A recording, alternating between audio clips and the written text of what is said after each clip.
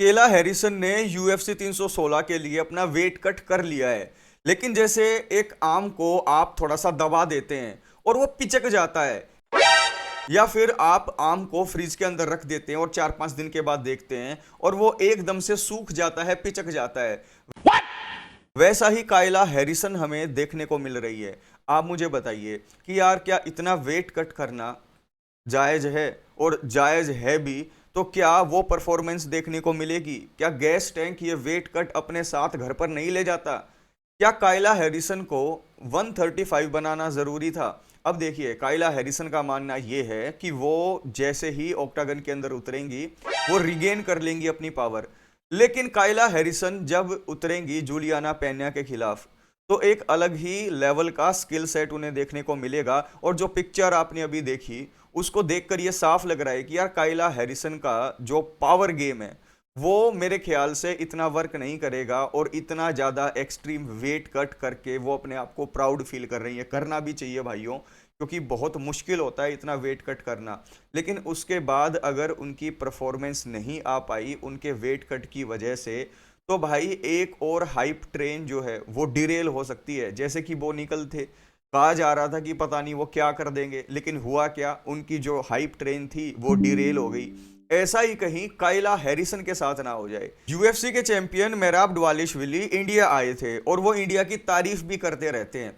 उन्होंने कहा कि यार अगर इंडिया के अंदर मिक्स मार्शल आर्ट का गेम अगर देखा जाए तो धीरे धीरे फेमस हो रहा है, पॉपुलर हो रहा है। लेकिन उसके लिए जो इंडियन फाइटर्स है उनको सोशल मीडिया प्रेजेंस अपनी बढ़ानी पड़ेगी। और उन्होंने कहा कि मैं तो बिल्कुल ओपन हूं, अगर यूएफसी वाले इंडिया में कोई इवेंट कराते हैं तो I am ready to fight there. और देखिए, पास्ट में हमजत चिमाएव भी इंडिया के अंदर पहले फाइट कर चुके हैं और उन्होंने कहा था कि कोई दिक्कत नहीं है, इंडिया में मैं फाइट करूंगा।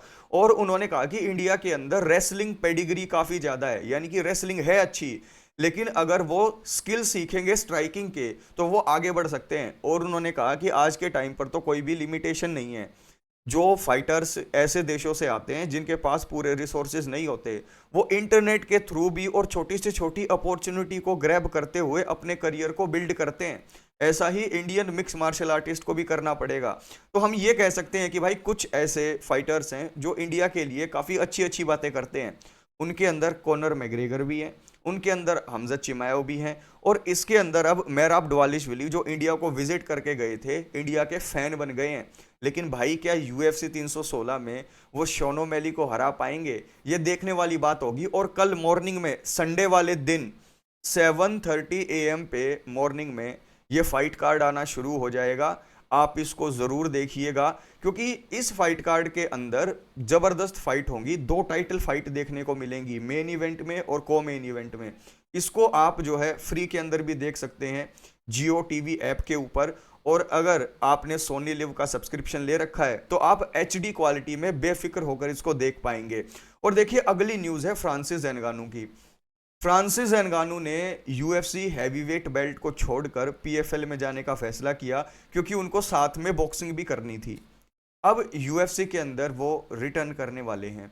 यूएफसी के रियल हैवीवेट चैंपियन कौन है? एक तरफ जॉन जोन्स बेल्ट को जीतकर भागे हुए हैं, दूसरी तरफ जो फ्रांसिस एनगानू है उनको रियल चैंपियन माना जाता है कई फाइट फैंस की नज़र में। उनका कहना यह है कि फ्रांसिस एनगानू ने अपनी बेल्ट हारी ही नहीं थी, और वो जब अपनी बेल्ट हारे ही नहीं तो नया चैंपियन कैसे बन सकता है? वैसे मैं इस नैरेटिव को सपोर्ट नहीं करता हूं, लेकिन अगर हैवीवेट डिवीजन में फ्रांसिस एनगानू आ जाते हैं तो एक तिगड़ी बन जाएगी। एक तरफ जॉन जोन्स, एक तरफ टॉम एस्पिनल, और इधर से फ्रांसिस एनगानू। अगर जॉन जोन्स जाना भी चाहे तो यूएफसी एक और मेगा फाइट बुक कर सकती है, टॉम एस्पिनल वर्सेस फ्रांसिस एनगानू। ये भी जबरदस्त फाइट होगी। तो भाई फ्रांसिस एनगानू के मैनेजर ने कहा है कि यूएफसी के साथ जो उनकी बसड़ चली हुई है उसको सॉल्व करने की कोशिश की जाएगी। इसके पीछे रीजन ये है दोस्तों, अगली न्यूज जो है इसी को कवर कर लेगी, कि डेना वाइट एक्टिव दिखाई नहीं दे रहे।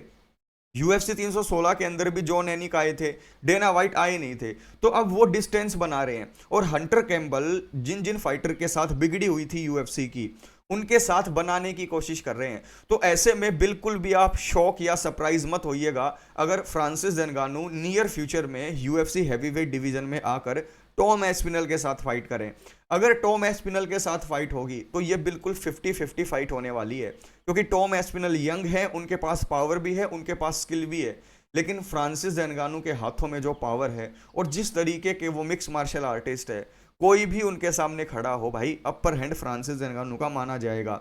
लेकिन क्या फ्रांसिस नगानू यूएफसी में आएंगे? सबसे पहले मैं आपको बताऊंगा, इसीलिए चैनल को सब्सक्राइब करके वीडियो को लाइक कर लेना। मोवसार एवलोएव ना धीरे धीरे फाइट्स जीतेंगे और वो लंबा रास्ता लेने के लिए रेडी है। ऐसा मैं नहीं कह रहा हूं, ऐसा अली अब्दुल अजीज कह रहे हैं जो मैनेजर हैं मोवसार एवलोएव के। मैं अली से कहना चाहता हूं कि यार, जब आप इतना हार्ड पुश कर सकते हो जस्टिन गेची को टाइटल शॉट दिलाने के लिए, तो मोवसार एवलोएव ने क्या कर रखा है गुनाह? उनको भी तो टाइटल शॉट मिलना चाहिए ना।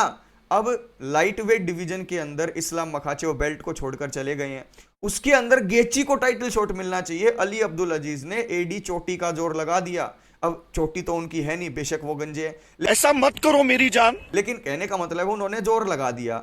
लेकिन यहां पर मोवसार एवलोएव लंबा रास्ता लेंगे भाई, इससे लंबा रास्ता क्या होगा? एक के बाद एक फाइट वो जीत रहे हैं, टाइटल शॉट की जो पिक्चर है उसमें आसपास भी वो है नहीं। तो भाई ऐसे में अली अब्दुल अजीज आप जोर लगाओ यार। हमजत चिमाएव पे भरोसा नहीं किया जा सकता, वो कभी भी पुल आउट कर सकते हैं। अगर आप उनकी हिस्ट्री को भी देखोगे तो एक लंबा उनका करियर रहा है जिसके अंदर पुल आउट की हिस्ट्री है। यहां पर यह कहना है ड्रिकस डुप्लेसिस का, ये मैं नहीं कह रहा हूं। और डीडीपी ने यहां पर कहा कि नसरुद्दीन इमामोव के साथ तो मैं फाइट करूंगा ही नहीं, क्योंकि नसरुद्दीन इमामोव एक बैकअप फाइटर है। कुछ भी अगर हो जाता है डीडीपी को या फिर हमजत को, तो उनको रिप्लेस कर लेंगे नसरुद्दीन। लेकिन डीडीपी ने मना कर दिया है कि भाई नसरुद्दीन इमामोव बत्ती बनाओ नंबर 1 कंटेंडर के बैकअप फाइटर की और घर चले जाओ।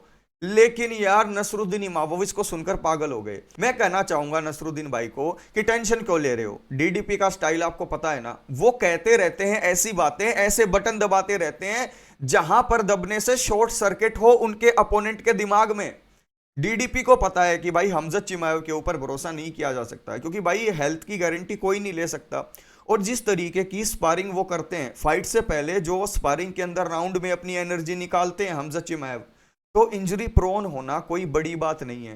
तो नसरुद्दीन इमामोव के साथ भी ये फाइट हो सकती है, इसके पूरे चांसेस हैं, ये डीडीपी को पता है। तो शुरुआत से ही वो चाहेंगे कि नसरुद्दीन इमामोव के ऊपर मेंटल प्रेशर बनाया जाए। और जब एक बात उन्होंने आपके बारे में कही और आपने रिएक्ट कर दिया इतने अच्छे तरीके से, तो भाई डीडीपी को पता लग गया है कि किस तरीके से आपके साथ मेंटल वारफेयर खेलना है। तो डीडीपी के हाथ में यह बात है ही नहीं।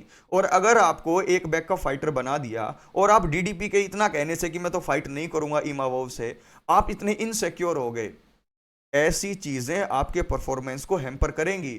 तो डीडीपी की तरफ से कुछ भी आए भाई, नसरुद्दीन इमामोव टेंशन लेने का नहीं, बस अपनी प्रैक्टिस के ऊपर ध्यान देने का।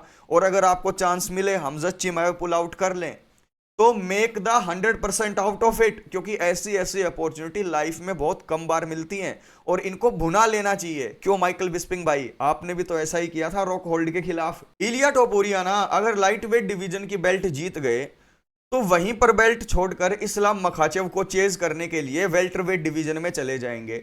ऐसा मानना है कुछ बहुत बड़े यूएफसी के थिंकर्स का, जिनको घंटे की नॉलेज नहीं है। ऐसा ही जॉन एनिक ने कहा है कि यार वो लोग उल्लू के पट्टे हैं जो सोचते हैं कि लाइट वेट डिवीजन की बेल्ट जीतने के बाद वहीं पर बेल्ट को छोड़कर वेल्टरवेट में इस्लाम को चेज करने टोपुरिया चले जाएंगे। भाई इलिया टोपुरिया की अलग लेगेसी है, इस्लाम मखाचेव की अलग लेगेसी है। इस्लाम मखाचेव अपनी लेगेसी को बिल्ड करने के लिए वेल्टरवेट में गए हैं, इलिया अपनी लेगेसी बनाने यहां पर लाइट वेट में आए हैं। यहां पर अगर वो चार्ल्स ओलिवेरा को हरा देते हैं, जिसके चांसेस बहुत ज्यादा हैं, तो यहां पर एक टाइटल डिफेंस उनको करना पड़ेगा 100%। और वो टाइटल डिफेंस किसके खिलाफ होगा? जस्टिन गेची और पैडी पिम्बलेट के विनर के साथ। और यूएफसी वालों को पता है कि इस पॉइंट ऑफ टाइम में जो जस्टिन गेची है उनको पैडी पिम्बलेट हरा सकते हैं, तो मोस्ट प्रोबेबली जस्टिन गेची को हराकर पैडी पिम्बलेट नंबर 1 कंटेंडर बन जाएंगे। और फिर एक सुपर फाइट होगी करंट लाइट वेट चैंपियन इलिया और उधर से नंबर 1 कंटेंडर पैडी पिम्बलेट की। तो जब इस फाइट को अगर इलिया जीत जाते हैं, तब वो मूव अप करने की सोचे, तब भी यूएफसी उनको नहीं करने देगी, मुझे तो ऐसा ही लगता है। लेकिन ये जो चल रहा है अभी मार्केट में कि भाई एक बार लाइट वेट की बेल्ट जीती, उसके बाद ऑन द स्पॉट बेल्ट को छोड़कर वेल्टर वेट मूव अप कर जाएंगे इलिया टोपुरिया, तो भाई हबीब वाली बात है, दिस इज नंबर 1 बुलशिट। आज की ये वीडियो दोस्तों आपको पसंद आई होगी, मजा आया होगा। ऐसी वीडियोस आपके लिए आती रहेंगी, लेकिन चैनल को सब्सक्राइब करके वीडियो को लाइक जरूर करना है। क्या हम UFC 316 तक 15,000 सब्सक्राइबर्स तक पहुंच सकते हैं? और ऐसा करवाएंगे मेरे भाई। जल्दी से चैनल को सब्सक्राइब करके वीडियो को लाइक कर दो।